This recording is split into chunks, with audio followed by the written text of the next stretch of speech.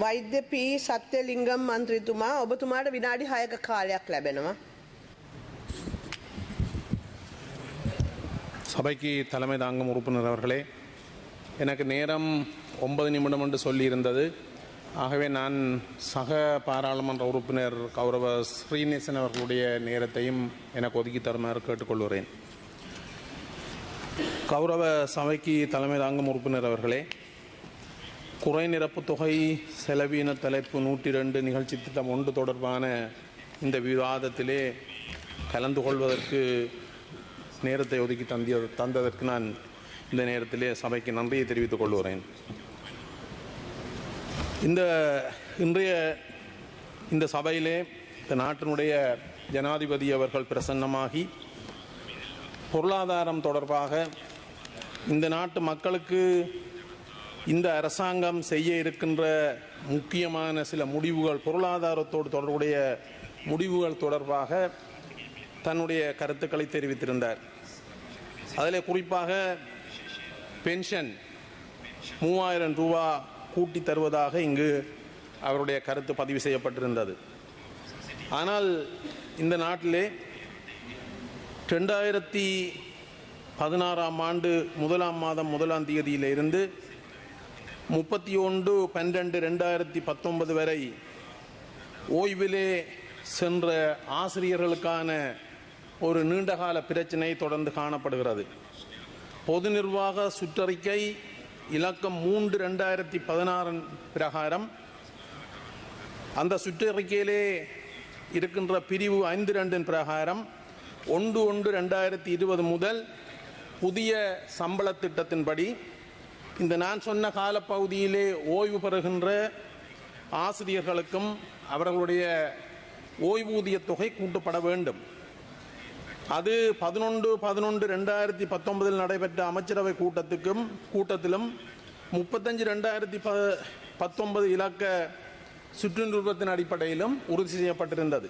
இருந்தபோதும் கடந்த ஆட்சி காலத்திலே 2/1/2020 கூடிய அமைச்சரவை இந்த சுற்றுநிறுவத்தை தற்காலிகமாக இடைநிறுத்துவதாக அறிவித்திருந்தது. அந்த அடிப்படையிலே 1/1/2016 முதல் 31/12/2019 வரை ஓய்வு பெற்ற ஆசிரியர்களுக்கான குறிப்பாக ஓய்வூதிய தொகை அந்த சுற்றுநிறுவத்தின் அடிப்படையிலே வழங்கப்படவில்லை. இதனாலே 8000 தொடக்கம் 28,000 ரூபாய் வரை இந்த ஓய்வூதிய தொகையிலே குறை காணப்படுகிறது. ஆகவே இந்த சபை ஓய்வூதியம் 3000 கூட்டி கொடுப்பது நல்ல விடயம். ஆனால் சுற்றுநிறுவத்தின் அடிப்படையிலே கடந்த ஆட்சி காலத்தில் தடை செய்யப்பட்ட அல்ல பிற்போடப்பட்ட அந்த மேலதிக தொகையையும் வழங்க வேண்டும். நான் கேள்விப்பட்டதன்படி 1,18,000 ஓய்வூதியம் பெறுபவர்கள் இந்த சுற்றுநிறுவத்தாலே பாதிக்கப்பட்டிருக்கிறார்கள். அவர்களில் 4000 பேர் இந்த ஓய்வூதியத்தை பெறாமல் இறந்திருக்கிறார்கள். ஆகவே அதுக்கு உங்களுடைய அவதானத்தை நான் வேண்டி நிற்கின்றேன், இந்த சபையினுடைய அவதானத்தை வேண்டி நிற்கின்றேன்.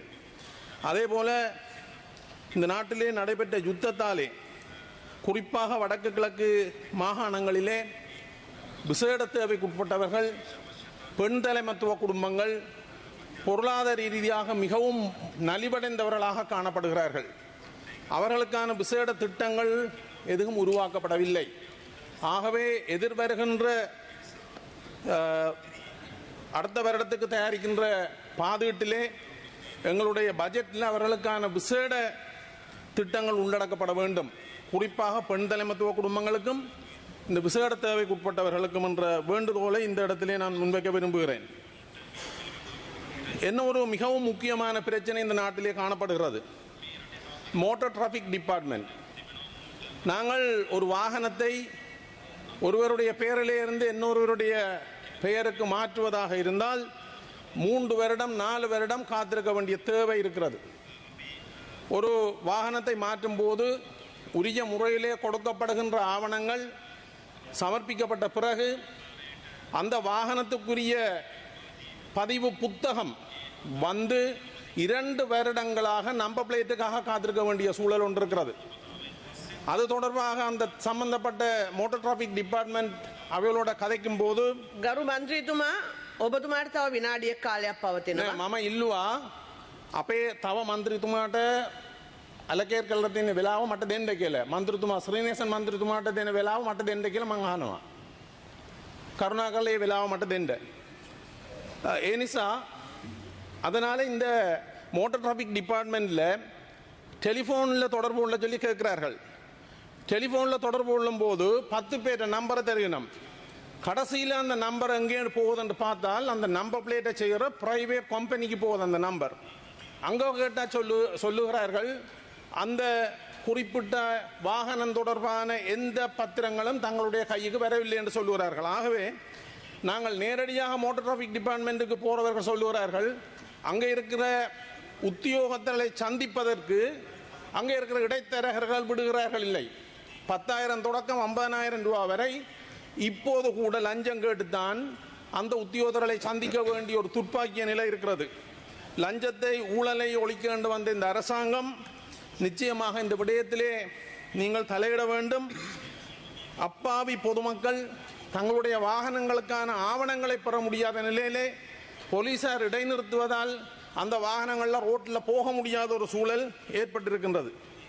அதே போல் நாங்கள் பொருளாதாரம் சம்பந்தமாக பேசுகின்ற போது நாங்கள் வாழுகின்ற மாவட்டம் குறிப்பாக வன்னி தேர்தல் தொகுதி ஏனைய மாவட்டங்களைப் போல விவசாயத்தை அடிப்படையாக கொண்டது. அங்கு விவசாயிகள் யானைகளின் தொல்லையால் மிகவும் மோசமாக பாதிக்கப்படுகிறார்கள். கடந்த மாதம் என்னுடைய மாவட்டத்தில் மாத்திரம் ஒரு மாதத்திலே 11 பேர் யானை தாக்குதலுக்கு இலக்காகி இறந்திருக்கிறார்கள். ஆகவே කාලය අවසන් මන්ත්‍රීතුමා தவ வினாடியாக தென்ன மாட்டேன். ஏனிசா அதனால நீங்கள் அந்த யானை வேலி அமைப்பதற்கான நிதியை கூடுதலாக விட வேண்டும். எங்களுடைய கீழ்மல்வத்தோயா திட்டம் என்ற வவுனியா மாவட்டத்திலே ஒரு திட்டம் முன்னெடுக்கப்படுகின்றது.